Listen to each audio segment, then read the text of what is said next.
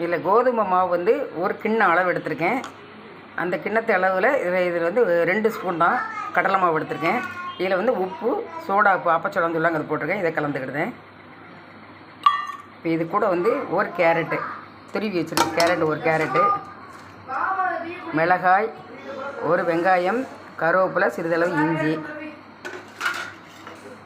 இது கூட வந்து சின்ன ஸ்பூன் 1/4 ஸ்பூன் மஞ்சள் பொடி, சிறிதளவு காயப்பொடி, காரம் தேவைக்கேற்ப போட்டுக்கலாம். உங்களுக்கு கறி மசால் பொடி சிறிதளவு. இப்போ எல்லாத்தையும் கலந்தாச்சா? இது கூட வந்து நேற்றைக்கு அரைச்ச தோசை மாவு இருக்குது, அதில் 2 கரண்டி போட்டுக்கிட்டேன். ஏன்னா இதில் உப்பு இருக்கும், அதனால் உப்பு கம்மியாக தான் போட்டிருக்கேன். 2 கரண்டி போட்டிருக்கேன். போட்டு நல்லா கலந்து விட்டுறணும். தண்ணி ஊற்ற வேண்டாம், அதில் உள்ளதே சரியாக வரும். தேவைப்பட்டால் தண்ணி தொளிச்சுக்கிடலாம். இப்போ வந்து நல்லா பிசைஞ்சிட்டேன் பாருங்கள். இதில் வந்து கோதுமை மாவை போட்டு நம்ம போடும்போது ரொம்ப நல்லாயிருக்கும். போண்டா மாதிரி, டீ கடை போண்டா மாதிரி கேரட் எல்லாம் போட்டிருக்கோம். குழந்தைகள் ஸ்கூல் விட்டு வர பிள்ளைங்களும் இந்த மாதிரி செஞ்சு கொடுக்கலாம். இந்த அளவு இருக்கணும். ரொம்ப தண்ணியாக இருந்தால் எண்ணெய் குடிச்சிரும். நல்லா பிசைஞ்சு வச்சுட்டேன். எண்ணெய் சூடாகட்டும், போட்டு எடுத்துடலாம். தோசை மாவு இல்லைன்னா நீங்கள் வந்து பச்சரிசி மாவு இருக்குல்ல, அதை கொஞ்சம் கலந்துக்கிடலாம்.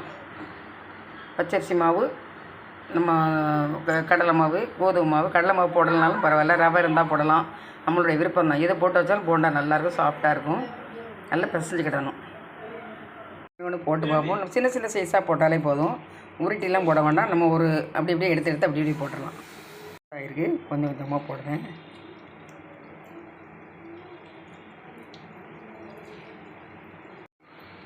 இந்த மாதிரி போட்டிருக்கேன் பாருங்கள். உடனே திரட்ட வேண்டாம், வர மாட்டேங்க பாருங்கள். கொஞ்சம் டைம் ஆகட்டும். போட்டு பார்ப்போம். தன்னால் மேலே எழுமிட்டு பார்த்தீங்களா? உடனடியே நம்ம போட்டோம்னா உடனே வராது. கொஞ்சம் டைம் எடுத்தால் தன்னாலே மேலே வந்துடுது. இது ஒன்று மாத்திரம் ஒட்டிக்கிட்டு நல்லா வேகட்டும். ஈவினிங் மொறு ஸ்நாக்ஸ். நல்லா வெந்துட்டு பாருங்கள். எண்ணெய் குமிழ் அடங்கிட்டு இன்னும் கொஞ்சம் நேரம் இருக்கட்டும். அது பூரா சுட சுட காலை அடித்து குழந்தைங்களுக்கு பூரா சாப்பிட்டு இது கடைசியாக தான் போட்டிருக்கேன். முறை செஞ்சு எடுத்தாச்சு பாருங்கள். அடுத்து வெந்துக்கிட்டு இருக்கு.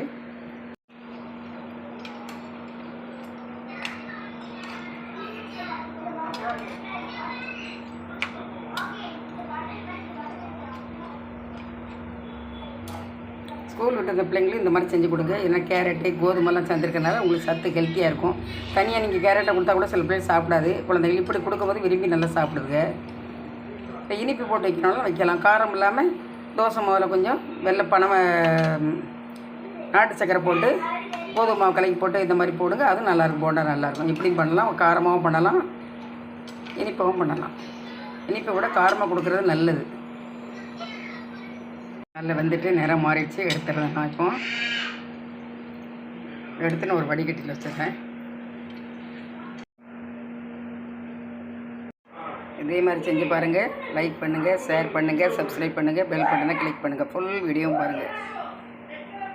தோசை மாவில் போண்டா.